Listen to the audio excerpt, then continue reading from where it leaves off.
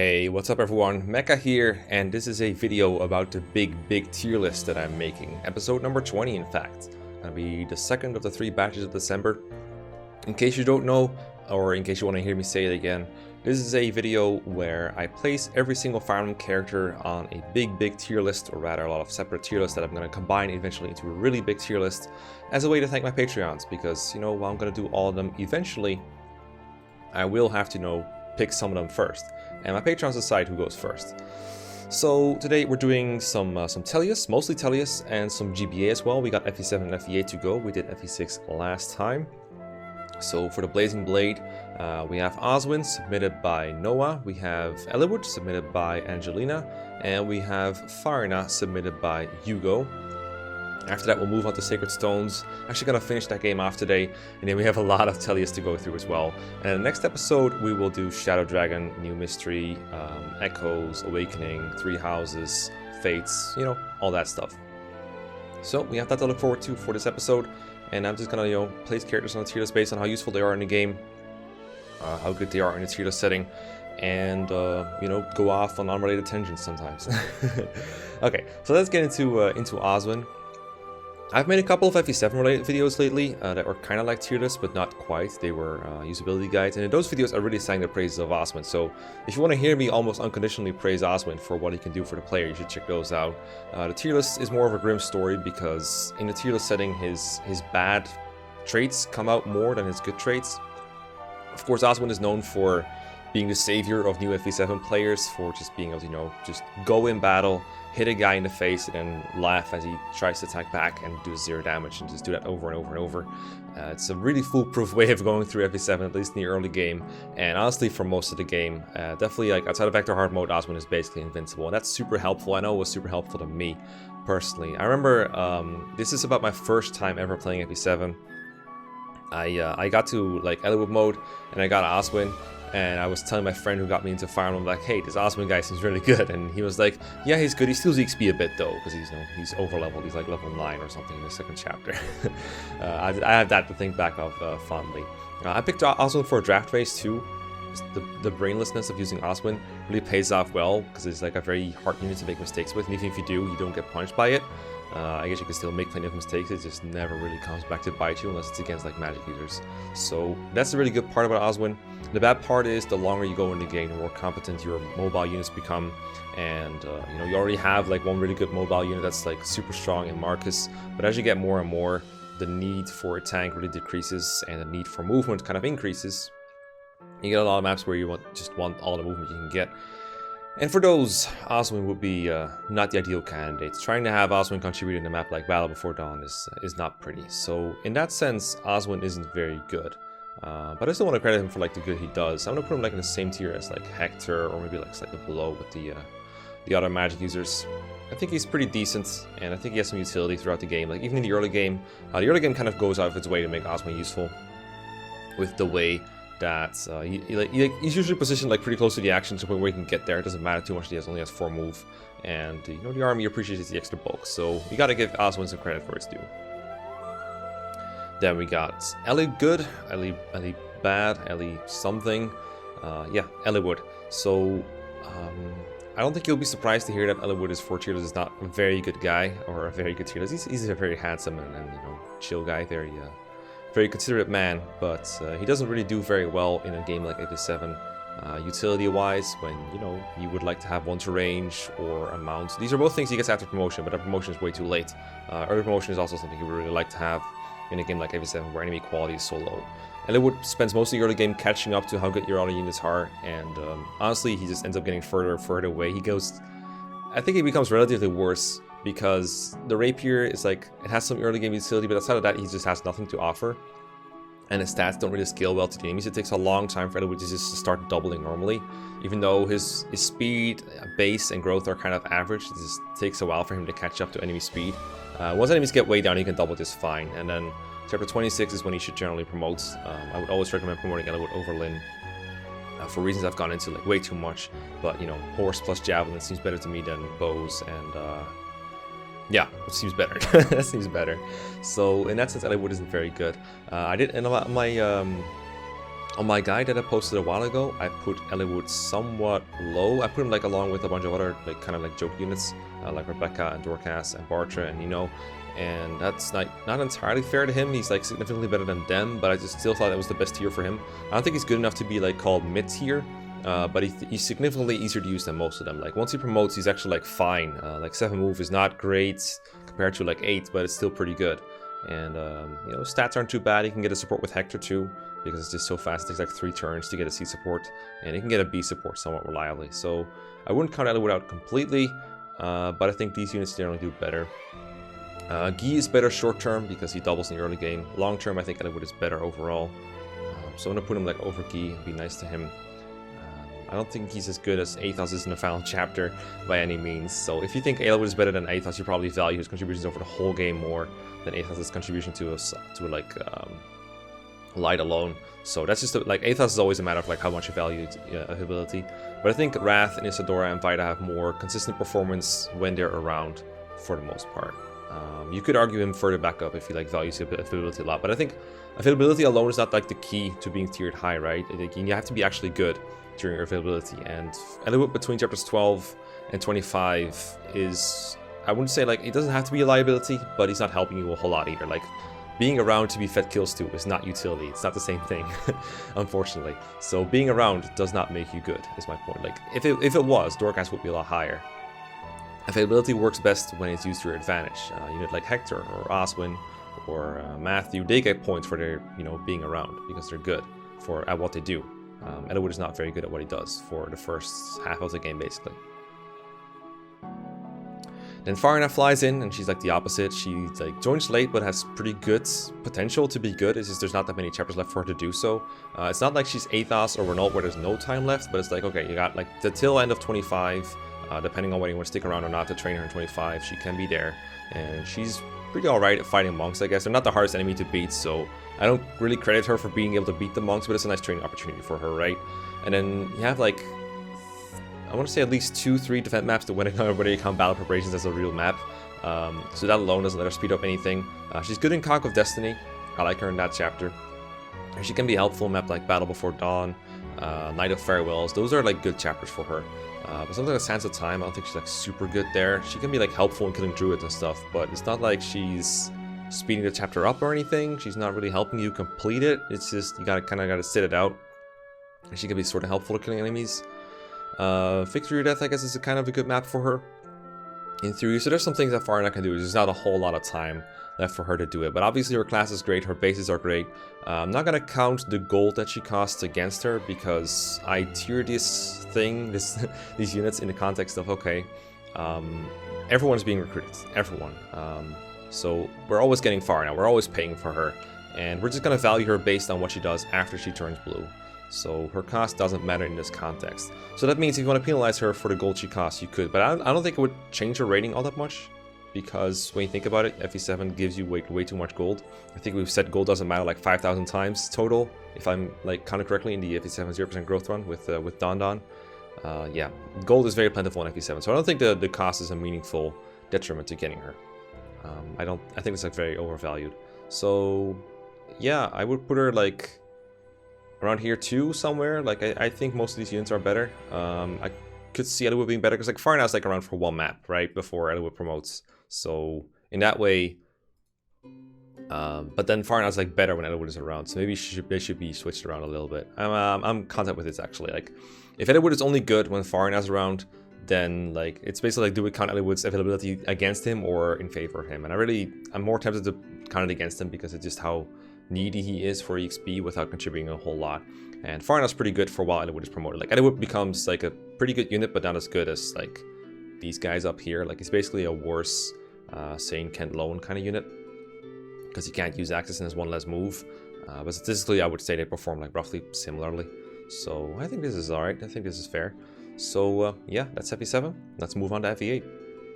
Alright, so some Sacred Stones. We have 2 healers and a trainee. We have Molder submitted by Booty Bopper. We have Natasha submitted by Brisinger. And then God submitted Ewan. And these are actually the last units that we're doing for Sacred Stones. This is the last episode where we're going to have Sacred Stones around. After this, we're going to have all the Sacred Stones characters tiered on this giant tier list. This one turned out to be really giant because of all the like S+, S-, A+, A- stuff going on. Might revise it later to be like more condensed, because now that we have, you know, every one tier list for every game, we might not even need these A- anymore. But you know, we're going to see about that. I only did it initially to like make the big tier list a little more pleasing to look at. So maybe I should do that. Anyway, Mulder and Natasha, I'm going to tackle them together a little bit because they are really, they're not the same unit, but they get compared to each other so much and they're so similar that I think it's fair to talk about one as I'm talking about the other. I'll get into the specifics of Mulder and Natasha later. So healing in the GBA games and in most games in general is just good because it saves your units the time they need to use vulneraries. So instead of, you know, having to heal Franz with a vulnerary and, you know, use up his turn, we can heal him with Mulder and then attack with him or have him rescue drop someone or something, and that's helpful. So in a way, you could think of them as like weak versions of dancers in your early game. Other than that, they have other staff utility. I've named them off a bunch of times, but we got Barrier, Restore, Warp, Rescue, all that stuff. That's all really good utility. That is super good to have, and it's stuff that not a whole lot of other units can do, but when you do need it, you only need it like a couple times, whereas combat is something you need to do for almost the entire map most of the time. So there's always this weird balance between like how much do we value combat over healing, considering one of them is in much more demand, but also in much more supply. And that really differs from game to game. FE8 is a game where that demand like varies a lot. I think in the early game you generally only need like one healer. There's almost no time where you need multiple. I'm saying people aren't really heavily damaged like multiple times in a turn very much. Usually it's like one or two people carrying the combat, especially if you have Seth doing a lot of work. He doesn't need healing a whole lot, and if he does, he can just like heal himself with a vulnerary or an elixir, and he tends to be too far away from your healers anyway. So usually using both Mulder and Natasha isn't well advised. So Mulder, he joins in chapter 2 with Vanessa, and in that chapter he doesn't really have a whole lot to do, and it's like the case for most of the early game maps. I feel like if you tackle them at a decent pace, there's just not too much for him to do until Natasha joins, but he still has a head start over her.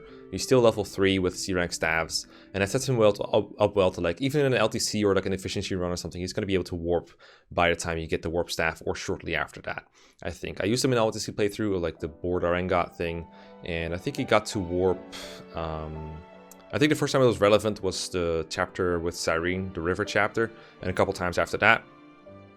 And then he promoted like roughly shortly after that. There's actually like a funny route configuration I had to do that allowed Mulder to actually save a turn by changing around the way a couple chapters worked. That was pretty cute.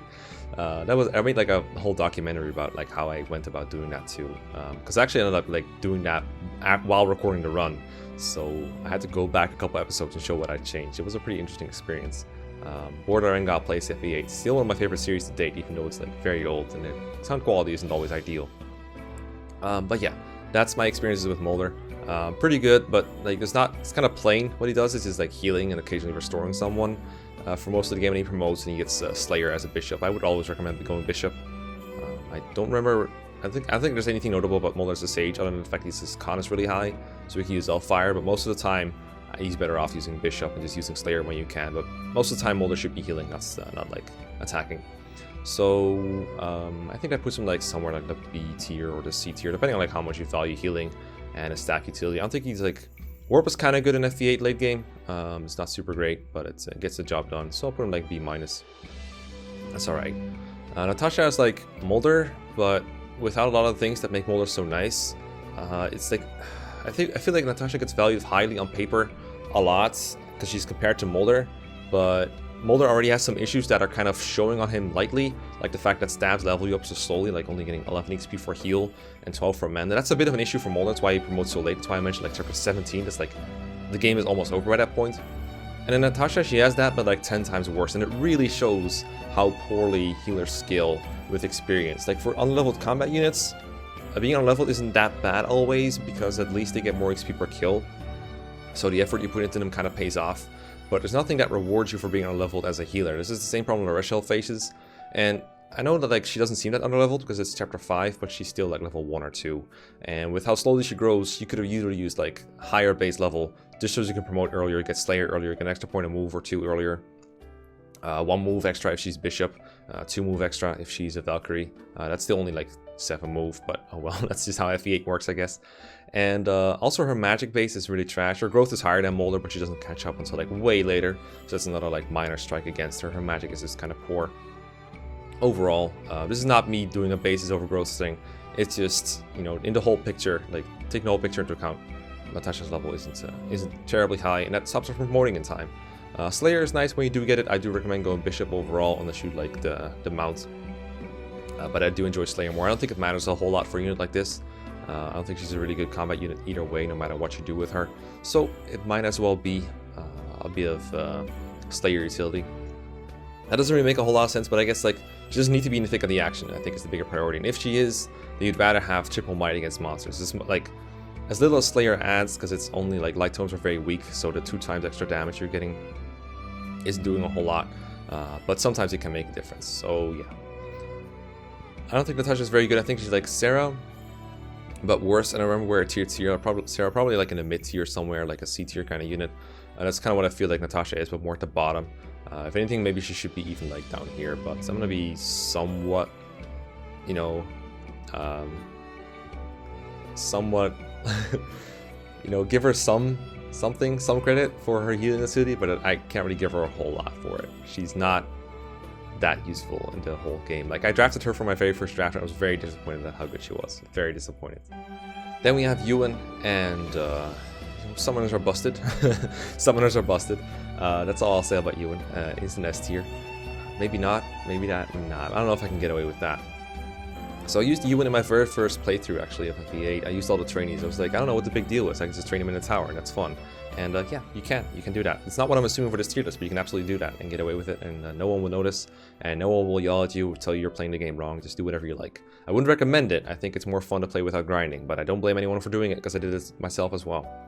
And if you train Ewan, I would definitely recommend going Summoner. I have like a whole video about like why Summoners are so cool and why you should take every opportunity to use one that the game gives you. There's no doubt that if you just want a summoner, then Null's the easier choice, but you could just use multiple, or you might not even like Null, just want to use Ewan in the best way possible. And I think if you want a Ewan that's like as best as he could possibly be, you want him to be a summoner, because Phantoms are just so useful. You want him to go like distract a bolting user, distract a Gorgon with a 3-10 range shadow shot. You want him to, you know, carry one of your units across a cliff or something. You can cross rivers as a Phantom because they can fly. Just distract any potential dangerous enemy. Phantoms are so versatile and so cool, and I really wish they kind of came back on the player side. Like Echoes, Cantors don't count because they're enemy only. So yeah, Phantoms are cool. If you don't want to go Summoner, why? Then you can go with like a lot of other magic options. Like you can go like Sage, Mage Knights, Druid, all that stuff. Super Trainee if you want to. All those are like cool and stuff. But in the end, I think Summoner is the best option for him. Yeah. But I can't blame you for doing any other class, because Ewan, if you like grind him up and stuff, he's going to turn out good either way. It's just grinding doesn't really work in this kind of a tier list. So in the context where you don't hold back to just to train Ewan, he's obviously not going to do anything. I would put him like down here somewhere.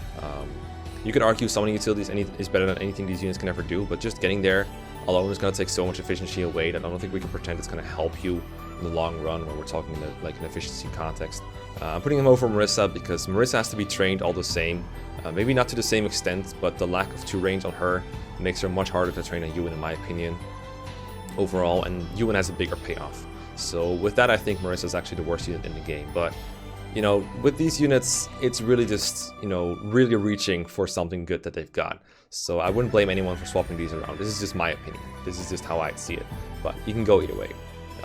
But yeah, that's... I got nothing left on Sacred Stones. This game is now complete. We've beaten the game. We've beaten the game. Now let's move on to Tellius, because we have not beaten Tellius by a long shot yet. We have a lot of Tellius to go. Alright, so Tellius, what I've got for you today in that department is Har, Stefan, Reese, and Janaf. These were submitted by, let's see, Scott Mitchell submitted Har, Stuart Graves submitted Stefan, Hunter Carvey submitted Reese, and Turner submitted Janaf. Thank you guys a lot for your contributions, support, helpfulness, and generosity. So Har, like every time I've like come into looking into FE9 after playing FE10 Radiant Dawn, I'm like, dude, Har isn't really not any better than he is in Path of Radiance, because you know you can't go wrong with a flyer with an eye patch and like strong axes and high strength and like high bulk and stuff, right? And I always just kind of come to the conclusion that hard and FE9 just doesn't have enough time and doesn't have enough speed. That's kind of what it comes down to. It's been a while since I've played like Path of Radiance normally on hard mode. There's probably a way to make hard double attack consistently, even if it's just a Brave Axe, but all I've seen in like normal mode and Maniac mode, those are like the modes I have like the most recent experience with, hard just doesn't contribute as much as you would think he would after playing Radiant Dawn or after just thinking about him as a unit on paper. I don't actually know off the top of my head if he reaches like doubling thresholds on hard, but it's just not a unit that I feel very enthusiastic about in that department. And normally, like, that shouldn't matter too much in most games, right? Because this is Path of Radiance, like, or this is Fire Emblem rather. You're getting a free flyer. Sure, it's late in the game, but he's pre-promoted. You don't have to invest into him or anything at all, and he still has like good stats when it comes to like HP, strength, and defense. Why would he not be good? Well, first of all, he joins like so late. There's like I looked into him for like draft races, and there's only like 2 or 3 maps where the flying he does actually saves you like time or turns. So the flying utility is like kind of minor. And also, this is a game where like flyers have the best combat out of all the games. Sometimes it seems, besides maybe Radiant Dawn, of course. But if you think about it, you have Marcia and Jill, who can both be made like really broken way too easily in this game. Tanith as well, super competent. So, and sure, you could use multiple good flyers, but when you already have a flyer that one-rounds everything and survives just fine, having an extra one just to, I don't know, maybe carry Ike around or something. But that doesn't even matter either, because there's not that many siege maps in Path of Radiance. So, and the ones that there are, like normal mod units work like this, it's the same almost. There's almost no terrain in like Clash, for example, the last siege map in the game, I believe. And then there's maps like the maps after that. There's like Arrive maps, for example, where you don't really care about having someone to carry Ike around. So a single like good flyer with combat will just like go through that game a lot faster than having Har around. Now, I just use the draft race as an example, but I think this goes in general. There's not too much that Har contributes in the maps that he's in, even though he's a bulky flyer with high strength that you get for free. And for that reason, I can't tier him very highly. But, you know, he's still caged around, you know, his stats. It's not terrible combat, but in the context of FE9, it is bad combat compared to what you already got. This is the game that makes like everyone else so broken. Units like Oscar, Titania, Kieran. At this point, even like Makalov and Astrid have probably gone off to being super good at combat. So having Har like fight enemies might even be a liability if he's not doubling and killing enemies. You'd rather they face someone else than that they face Har. And that way his stats are just kind of for show. So for that reason, I would put like Har like in the... Yeah, I think he's worse than Joffrey for sure. I could see it being an entire tier. I think I put him like around here somewhere in like the C tier. This seems to be roughly the folk that I would like associate it with. I know any other way to put it. I don't think he's that useful. There's just not that many chapters left, and even when he's there, the flying utility doesn't add a whole lot, and his speed isn't very good. Now, I'll admit, and this might like shine through as I'm talking about it, I haven't used him in a while, but this is what I've seen from others playing, and this is what I remember from seeing him in those playthroughs. Then we have Stefan, and I think Stefan is a great opportunity for me to be like, dude, they really overkilled it with the amount of units in this game. Because Stefan is like super over-leveled when he joins you in the Desert Chapter. He's ridiculously powerful too, in theory. Because he's a pre-promoted Swordmaster, he can use the Vague Kadi for high attack values, he has Astrat to randomly do even more damage, and he has the speed to double just about literally everything. But then this is also the game where mounted units were like so busted. Like this is not just about the mounted mechanic itself being busted. Like having more move and canto and extra weapon types, that's all like well and good. And that would like definitely hurt Stefan in competition against them. But then there's the fact that these mounted units are just so good at combat themselves. And by the time Stefan joins, they can be self-sufficient already. Especially with how generous bonus experience is in Path of Radiance hard mode, or God forbid normal mode, where you can just raise anyone with the BXP you got.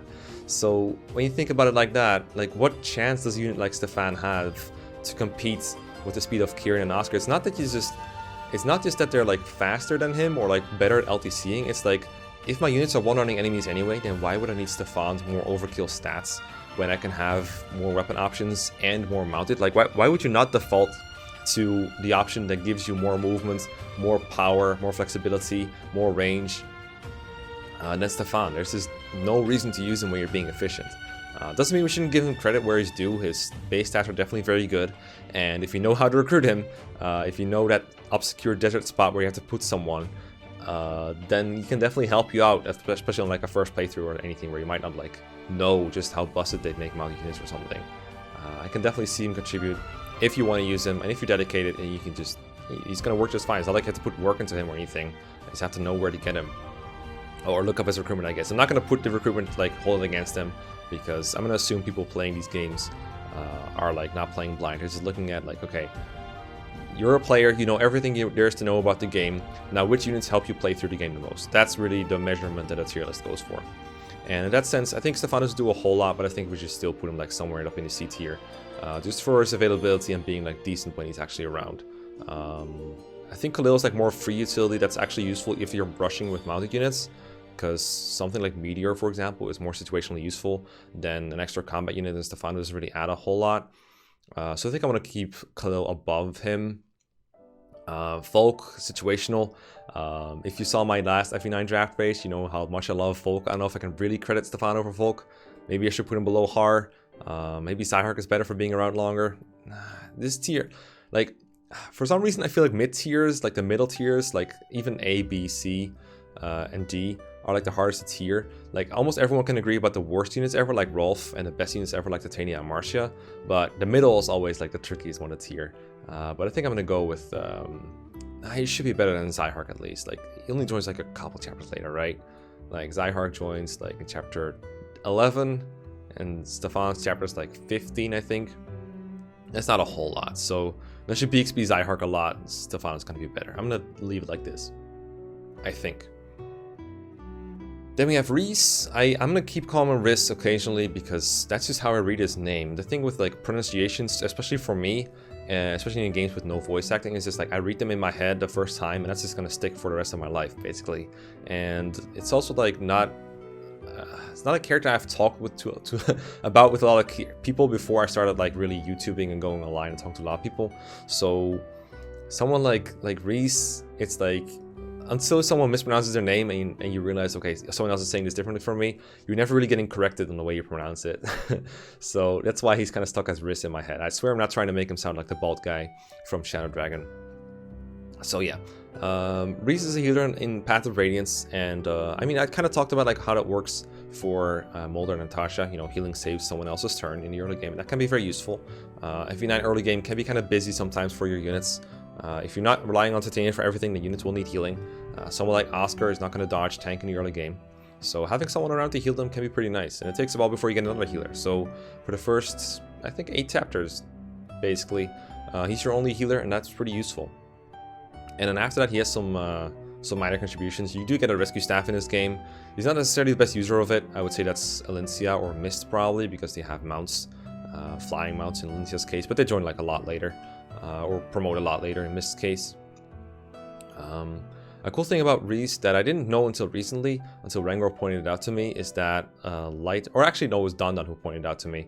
Light magic is on the same rank as staves. It's very weird to think about. I think this is the only game where this is the case. They're not separate ranks, it's just light magic and staves are the same thing. So if you use a light tome, you gain staff experience, and if you use a staff, you get light experience for whatever it's worth.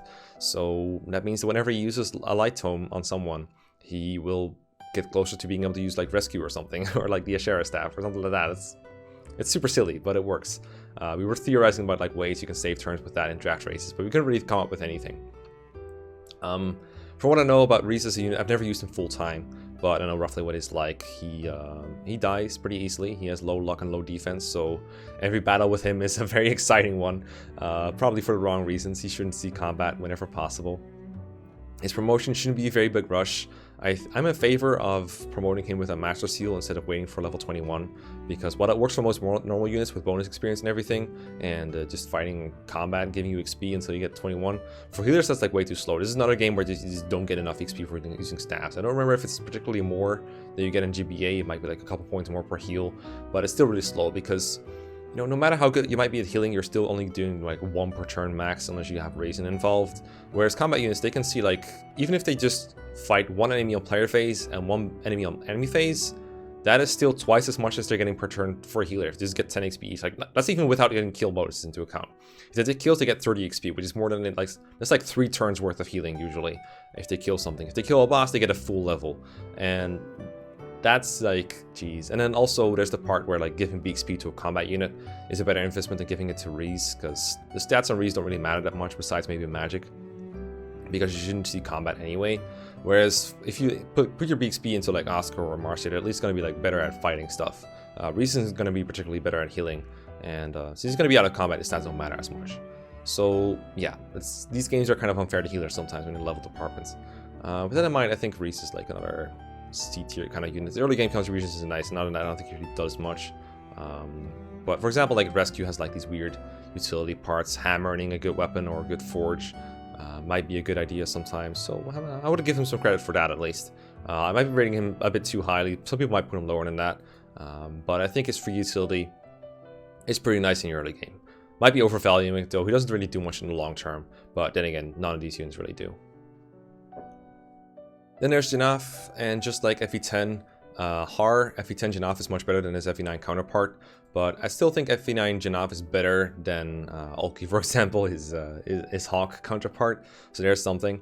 There's one thing that makes Janaf like particularly good to me, and that's the ability to transform instantly. He has the same gauge as Leth, so that means he starts with like 16 gauge and he gets like +4 in his first turn. He's at 20, and that means you can transform. That's the way it works from what I remember. And that's nice, because it means he transforms instantly, he can fight, he doesn't need a Lagoon Stone or wait, there's no Olivia Grass in Path of Radiance. So he's gonna have to wait, he doesn't need the Demi-Band to be transformed like Mordecai or Muarim. And those are like much better candidates for that than Janaf would be if he didn't have that good gauge. So it's good that he's not competing for that. And another cool thing about transforming is you get more constitution or more weight, basically both. So the way it works in this game is you can only shove someone if they're within or below your weight, I believe. So it goes like, it takes your weight and then it adds 2, and if the unit you're trying to shove is at that value or below, then you can shove them. And that means that Janaf can shove a lot of people. You can shove Ike when transformed, for example, which can be useful. The reason I'm talking about shoving is because his combat isn't very good, and he also doesn't have Canto like he does in Radiant Dawn, so his rescue drop utility is also limited. You could probably use it for something still if you wanted to, but being unable to move after rescuing is a big deal. Not being able to move after you rescue someone from where they were starting at really reduces like the amount of tiles you can travel with a person. And if you're trying to rescue someone, then the amount of tiles you can travel while holding them is a pretty big factor. So with that in mind, he's not the best like person to rescue people with. But it can still be useful occasionally, but I think the shoving is more important.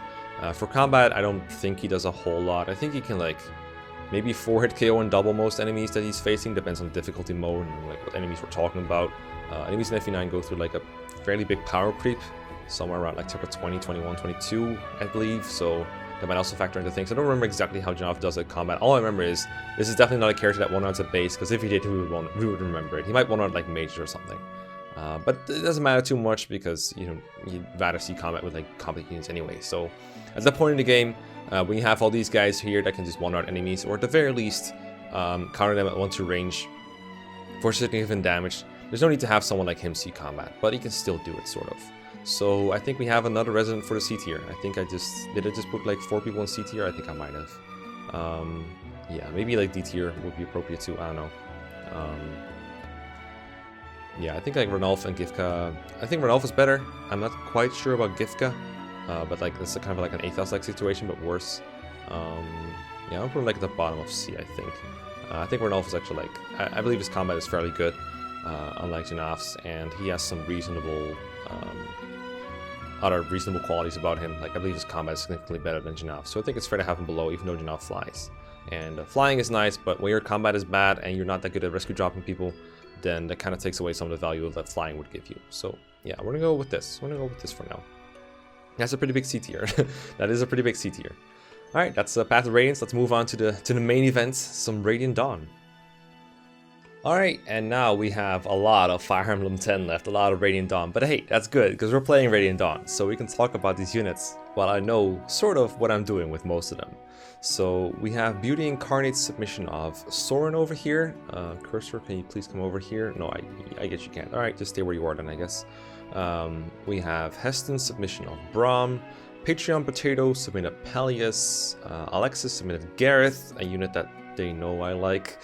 Michael submitted Shinon. P. Vladias submitted Kieran. P. Vladias also submitted Oscar. Very fitting. Putting them in pairs. The Christmas calves, almost in time for Christmas. Adam submitted Joffrey. And then Furon submitted Astrid. So that's like 4 paladins in a row from Radiant Dawn. I didn't even do that on purpose. What are the odds? Okay, so Sauron is a unit that I've never used full-time in Radiant Dawn because the game kind of doesn't give you a reason to. I think I've talked about before like how Radiant Dawn nerfs the sages, right? They have fairly low mobility, low durability to the point where like dodge tanking doesn't really let them survive very much. And I think most importantly, very low speed. So they have some like issues double attacking. Sauron doesn't double consistently unless you like, I think what you can do is like you can cap a lot of his stats, including his speed himself, and then Bixby his other stats a bit. That at least helps his weaker stats, I think, because Sauron is one of those characters like cap rams. Not because his growths are so good, but because his caps are kind of low. That doesn't help his speed a whole lot, but then you can like promote him and maybe he doubles, but I think he has some issues doubling in part 3 in general, and then even part 4 perhaps. But also just like the lack of speed. I think what kind of saves Sauron in Path of Radiance, other than like, you know, having some other attributes, is the fact that he can support Ike while very few other people could. So he's like a pretty good candidate to get an Earth support with Ike and increases his avoid that way. But in Radiant Dawn, where anyone can support anyone, there's not much of a reason to support Sauron of all people with Ike. And I just find someone like Mia to be a better candidate. And because of that, Sauron just kind of falls by the wayside as a support option for him.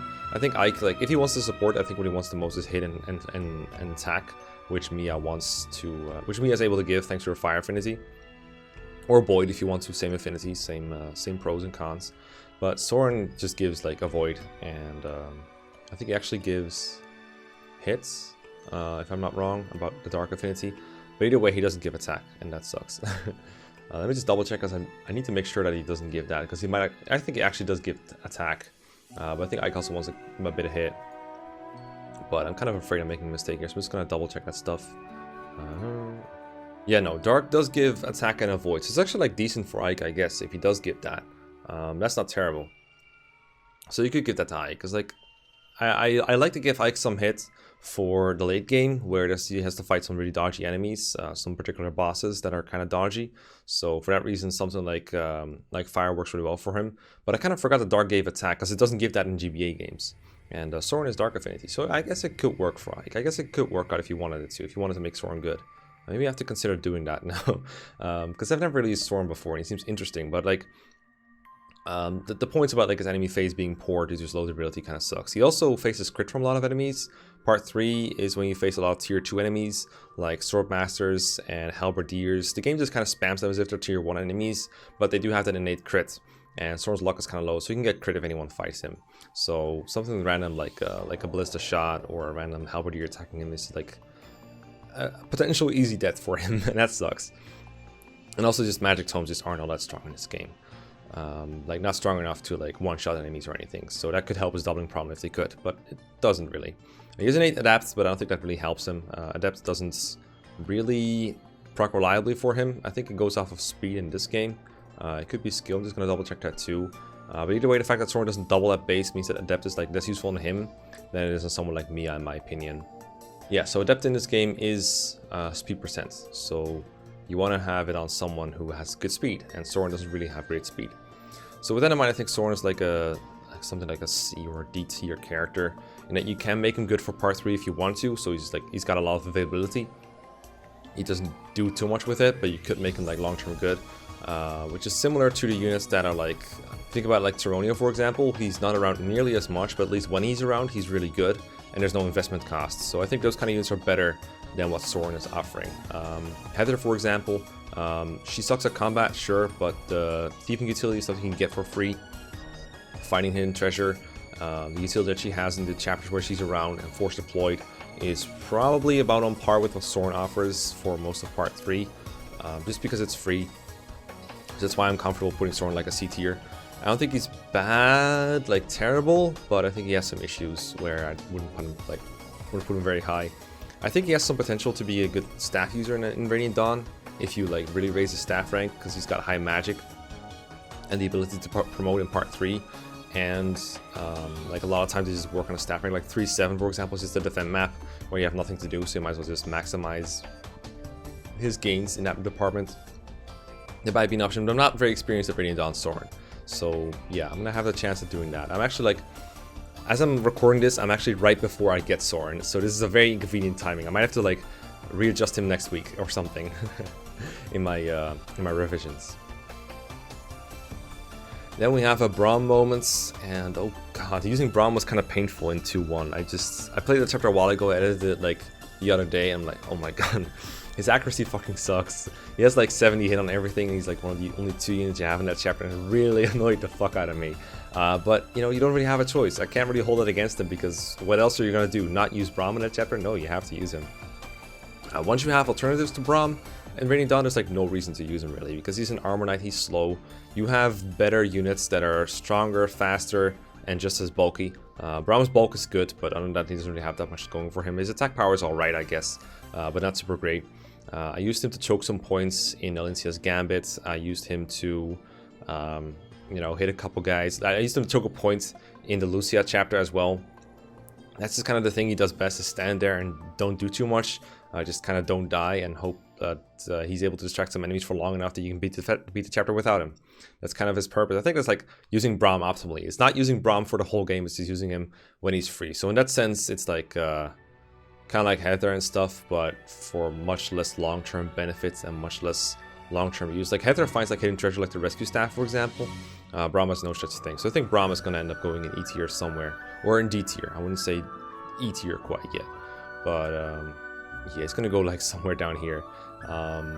He's not that good in Radiant Dawn, but he has some like good free moments where he's like, alright, you're pretty good at that, I guess. So yeah, somewhere around here, maybe above Makalov. Maybe Makalov should be lower. I'm just trying to think of like in terms of Ilyana, for example. She's a couple chapters kind of like Braum. Not many alternatives, but at least she's there, so you kind of want to use her for a bit. Braum is like a way different character than Ilyana, but I think the comparison kind of works. Yeah, Braum moments. Oh god, I love Braum, but god, he's not very good in Radiant Dawn. Armor Knights, man. And then Peleus. Peleus exists if you play this game for more than once. Then he exists, but only in part 4. I think he joins mid-battle on 4-1. Is that 4-1? Oh, it's Tibarn, I think. So 4-2 is what it would be. 4-1 is Ike. And then he's like, why did they do that? Why did they not just have him join pre-battle? Because if they let him join in preps, then at the very least you could bonus experience him, give him like, I don't know, arm scrolls or stat boosters or, you know, other weapons, really. Could have been good. I don't know what he wants to use even to make him good. But he's like under level. I think he's like tier 2 in a part 3 map, and he's just not very impressive. I actually need to double check if he's tier 2 or not, because I completely forgot exactly what his base stats were like. But like, it's like one of those cases where people want to use him because he's a dark magic user, and I mean, he's an important character in part 1. Yeah, he's tier 2. He's a dark sage. He's literally a dark sage. Why not make him tier 3 at least? I guess the idea is that Peleus like is weak in the story, like personality wise, so they wanted to reflect them by having him join like that. But level 12 on tier 3 in tier 2 with these stats, like his stats are like Sauron's bases basically. If I look at him like right now, like let me compare them, right? So he has on Sauron, alright, he has 5 HP. No, actually his magic is much better. He has 24 magic. I was looking slightly off. No, wait, he has 24 magic while Sauron has 23. He has less skill by 1 point, 3 more speed, 3 more luck, 5 more defense. That's impressive. I mean, it would be if he didn't still get like 2 killed by anything. He has less resistance as well. So basically you're getting Sauron, but instead of in part 3 early on, you're getting him in part 4. Ouch. That's pretty bad, especially because he's also like 7 levels higher, so it's not like he has a whole lot of potential to make up for it either. Jeez. I never realized just how bad he was. Damn. Those are some really awful stats. What does he have in his favor then? He can use staves after he promotes. After he promotes, he can use staves. He can use Fenrir. You can like you can bless the Dark Tome with him, and then he has like a niche, I guess. He can use I think it's like, I don't think he can use what's that thing? You can use the one that Izuka drops. There we go. That's the one I was looking for. I forgot what it's called though. I need to look it up real quick. Balberith, that's what he can use. If you get him to SS Dark, he can use Balberith. I really doubt he's able to even use that by the time you kill Azuka, but I'm sure that by the time you start a Blessed Weapons, then at least you can get Balberith. And then he has a freaking 50 might weapon that has the amazing effect of giving strength +3. This is some Koi techno level shit. This is, I never realized just how bad Peleus was. Can we put him here? I think I want to put him like E tier at the, like, honestly, can we put this guy in F tier? I think we're gonna put him in F tier. I generally think Oliver is more useful than Peleus when I think about it. Like, I guess Peleus has more potential in a way, but good god, couldn't make Peleus any worse. I never realized just how bad he was. Holy shit. Maybe he's like slightly better than him credit for, but at least Oliver joins at tier 3, like ready to go, able to use staves. Like, that's better than what Peleus has, where he has to like crown. I guess you can like give him a crown, and he has the same thing, but he's like a lower staff rank then. So what's even the point, right? Jeez, oh god, that's so fucking terrible. Holy shit. I'm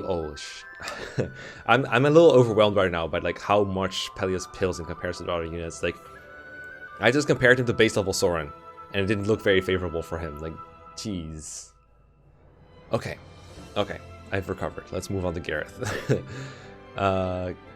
I made a whole waifu on Gareth, so I'm trying to think of like new things to say while recapping my waifu for people who haven't seen that yet. So Gareth used to be like, people would put Gareth here, like they would just put Gareth there and they'd be like, alright, this is a late joining Dragon Lagoose that joins like the last 2 chapters, and his defense is for show because his resistance is very low and all the enemies there use magic, so they'll just kill him, and he died for me in the end, and he's bad. But he's not bad though. He has Red Pool. He gives Blood Tide, or whatever you want to call it, +5 strength and +5 skill, so +10 hit for everyone who attacks next to him. That's really good when you're fighting auras. Like, he's bad in the 4th map, but he's really good in the 5th map for fighting auras. I'm not gonna like name exactly what fight that is because spoilers and stuff, but it's really good to have. And you can give it to like 4 people at a time or more if they use Canto or dancing properly.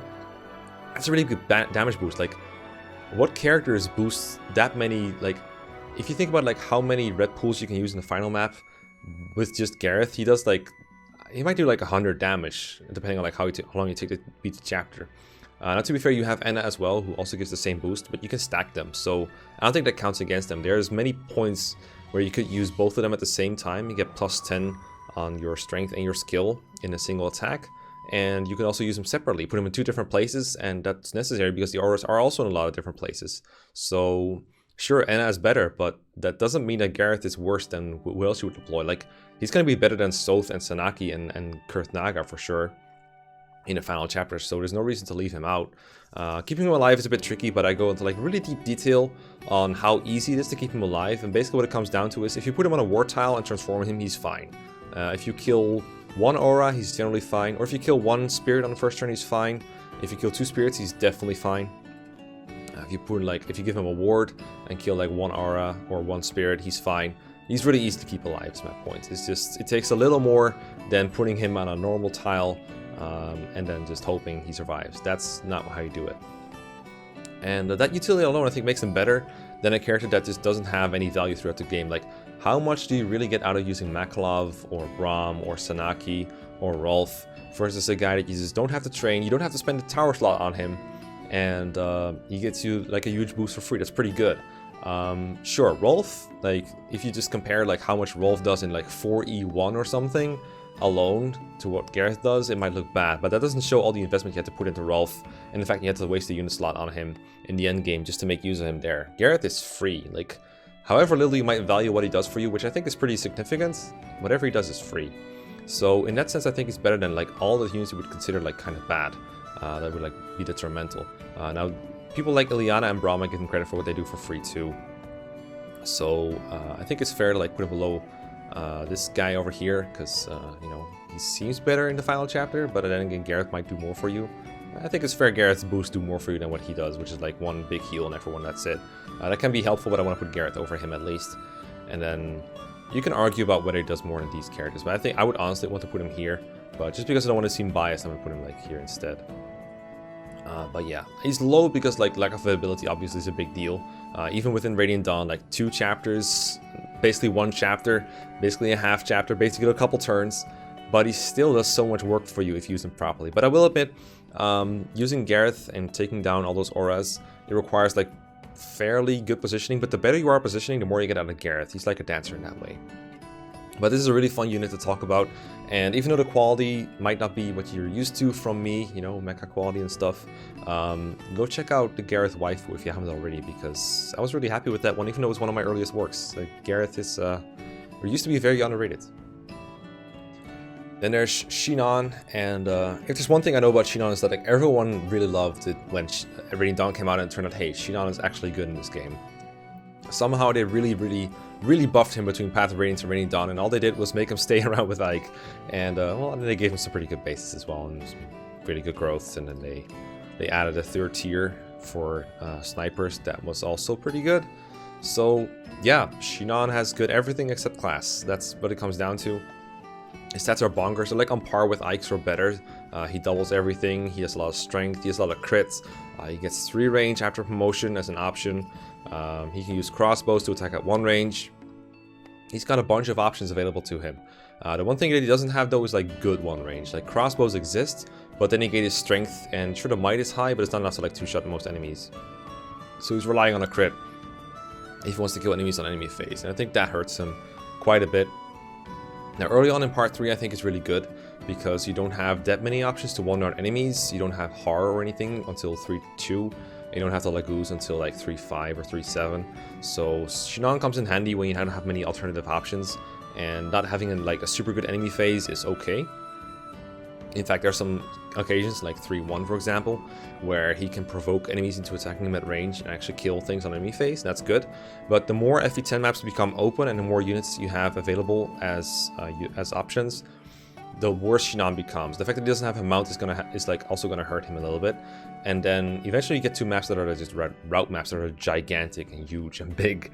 And Shinon is not very good in those wide open route maps, like 3-10 for example is one of those, the map where you have to protect Valencia. He's not very good on a bridge map.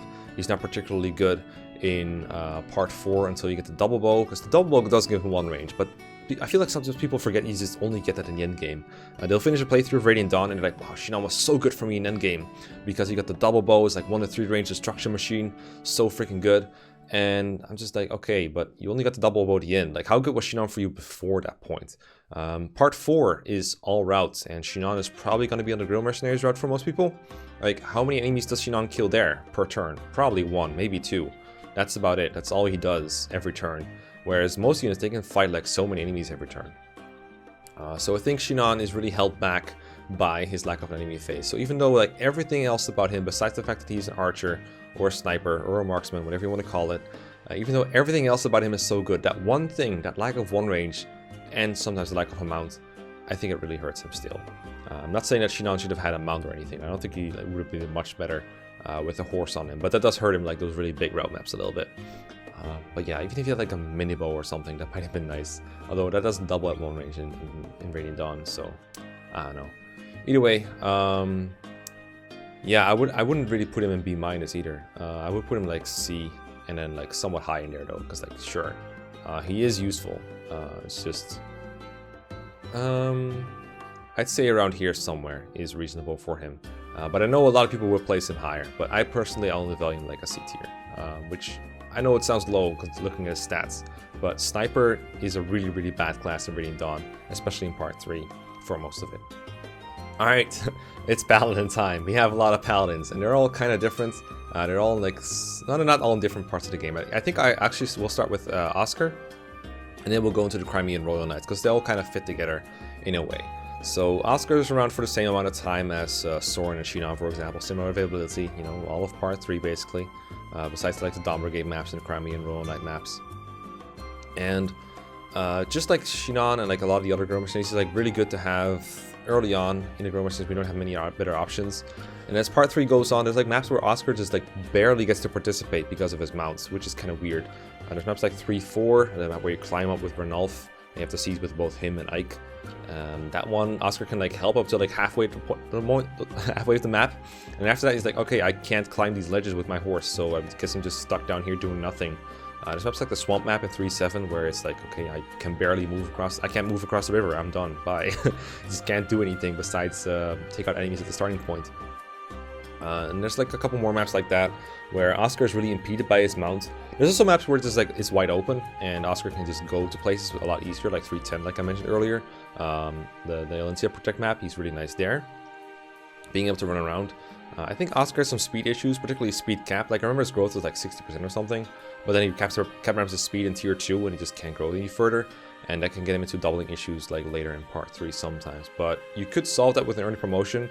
Then his XP again kind of goes to shit. So either way, I think he has some speed issues. He also has like a bad speed cap in tier 3 that renders him unable to double some of the higher speed enemies in part 4.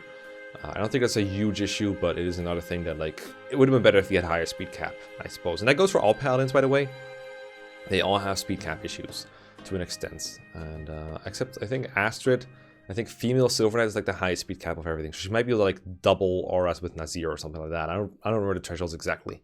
But generally that can be a bit of an issue for paladins. So I think Oscar's like alright, but I don't get the impression it's like the best mercenary ever. The best drone mercenary ever. Because of the terrain issues, like sometimes the horse helps and sometimes the horse hurts. But in the end, it's not like Path of Radiance where just having the horse alone is like a huge boon to your tier position. Like look at where Fiona ended up, look at where Makalov ended up. Horse is not an auto win in this game. So I guess a high seer tier would be alright. Maybe like I don't think he's up to B- standards. I think he's more like a C tier. We'll put him like around I think around like how good Shinon is basically sums him up. I think these two are like roughly equivalent. We could put Shinon ahead, but we could also just not do that. I think this is okay for Oscar. I think it's okay, but I think his Path of Radiance incarnation is much more broken. Okay, and then we have the Crimean Royal Knights, Kieran and Joffrey. These guys are basically the same, so let me describe their availability for a bit. This is also Astrid's availability. So they're around in 2-3, and then they can come in on 2E if you take like a while for the map. For instance, Gambit, they can come in later. I don't always have this happen, but it can happen if you take a while on this map. And then they're around for one more part 3 map on their own. That's 3-9. That's the map where Joffrey charges in some town where they're looting the place. And then they rejoin the Guerrilla Mercenaries, basically. They're like NPCs in 310, and then 311 onwards, and they're with the main army. Except Joffrey, he leaves after 3-9, and he doesn't come back until part 4 somewhere. But Kieran and Astrid are around as well as Makalov. And I don't think they're particularly good when they're like rejoined with the army, but in their own little thing, these two are the best units you have. Kieran is super nice, and Joffrey is like probably the best unit you have. They have some speed issues doubling, but they are competent, bulky. They move around like pretty fast, obviously, because they're mounted in those chapters. 3-9 has a couple ledges that they can't climb up on, but they can still get around and do their stuff, kill enemies. That's the most important thing. Except in 2-3, killing enemies is not important. You actually want to avoid killing enemies a lot of the time, because you get bonus experience for everyone that survives. You get 100 for every single one that survives, I think, or I think you get 10. It's either 10 or 100. I know I confused this before in the Let's Play, so you'll see that when it comes up. But you have to deal with some tier 2 enemies in the map to get past it. You have to kill a halberdier to get a speed wing. You have to kill a boss still, so having good combat is still pretty helpful in this map for a couple of occasions. Joffrey's charge 2-3 is a really big headache, and these two, they make it slightly easier, I guess. If you didn't have them, you'd be much worse off. That's like the height of their usefulness, like Joffrey's charge and 3-9. And other than that, I don't really consider their contributions like significant at all. I don't think they matter a whole lot in 2E because they're in like their own little corner. And you can finish them out before they even arrive fairly easily with Har and the Hammer on good old Ludwig. And then in part 3, they're just not good. They're like somewhat underleveled compared to the Guerrilla Mercenaries at that point. They might like hit tier 3 even in hard mode. And they're also pretty bad at part 4 because a lot of the maps in part 4 punish movement. Or like to punish horses rather, like the desert and the swamp and a lot of the forest and stuff. So you don't really, it's kind of hard to figure out where you want to send them. Joffrey also rejoins on like 4-5, I think. I think he's not even around for the first Tibarn map. I believe that's where he rejoins, because he captures a guy and he has like Volk with him and shit. I think I remember that story beat. So he has even less availability, but like even if he was around like Kieran, it wouldn't improve him a whole lot. So yeah, kind of hard to rate units like this. I always just say like, alright, use them when they're available, and then when they're like free, when they're like deployable but not free anymore, I wouldn't bother with him. I'm gonna put them together somewhere around like C tier, lower C tier. So kind of like Tormod, and like Torgon and Black Knights. Like units that are like just really hard to like pinpoint exactly how good they are. Looking at it like this, maybe Sauron should be a tier lower, but I'm going to leave him where he is for now. Then we have Astrid, same availability, except then her stats are a huge joke, and there's not a whole lot making up for it. Astrid is like stats are like worthy of like a tier 1 unit, but she's in tier 2 somehow, and she has trouble killing the tier 1 enemies in Joffrey's charge, and that really shows how bad she is. She does have innate Paragon, just like Joffrey. It doesn't really matter for Joffrey a whole lot, because it doesn't get much XP to begin with for killing enemies. And for Astrid, the problem is more that she has a hard time killing enemies, period. Like, enemies just have trouble dying to her. Like, if you try using her at, like, base level in 3.9, it's like, geez, this is bad. This is so bad. I often just undeploy her just because of how likely it is that she dies. It's a sad thing that happened to Astrid. Would not recommend using. Would not recommend to anyone. Usually she put like in the lowest part of units. I think that's kind of where I'm gonna put her. Let's see, Lyra's here. I would say she's more useful than Meg, maybe, for like the amount of free utility she gets. Like you can probably like do like a rescue drop or a pot shot with Astrid. Occasionally she'd be more useful than these units. But I don't know. You can arrange these in almost any way you want, really. I think Fiona is significantly better than these because the maps that she's in, rescue dropping is more useful. Astrid is in a map where like 2-3 and 3-9, like most of her comrades are also mod units, so you can't rescue drop those around. And the units that can be rescue dropped, like Dunved, they don't even want to be. 2-3, you'd rather just keep them at the starting point. And 3-9, it's like, okay, you can rescue drop Dunved, but you'd rather just have him climb up the ledge and do stuff upstairs with Khalil, you know? So yeah, there's not a whole lot of mod utility for Astrid. It's just nice for her own movement sometimes. That's about it. And that's the Radiant Dawn characters. That's all I got for today. So let me show what's left of these games, alright? So let me see if I can do this properly. Yeah, so Blazing Blade is what we got left. Actually quite a bit left for Blazing Blade. As a reminder, always check for duplicate submissions before you submit your characters, in case you don't double up. We didn't double up a single time this time, I think. Not in this one, anyway. So that's Blazing Blade. What we got left of Sacred Stones is absolutely nothing. They're all fresh out of characters. We're done with Sacred Stones. Yay. We have Path of Radiance. We still have quite a way to go. Quite a way to go, I would say. So we got that left for us. And then we have Radiant Dawn, where we also have quite a lot left. Not as much as I thought. This game's cast is really big, but we did do a lot of characters every time. Probably because I've been playing FE10 lately, so people will just have these characters on the mind more. So yeah, once again, big thanks to everyone who donates, supports to me. I really appreciate it. I don't make these videos for the views because I know people just listen to these when they want to go to sleep or something. But I will never take your support for granted. I appreciate it a lot, especially over December. And I will see you all for the next batch, where we're gonna do some DS Emblem, some 3DS Emblem, and some 3 houses. And yeah, I'll see you then. Peace around. Thanks a lot, and goodbye.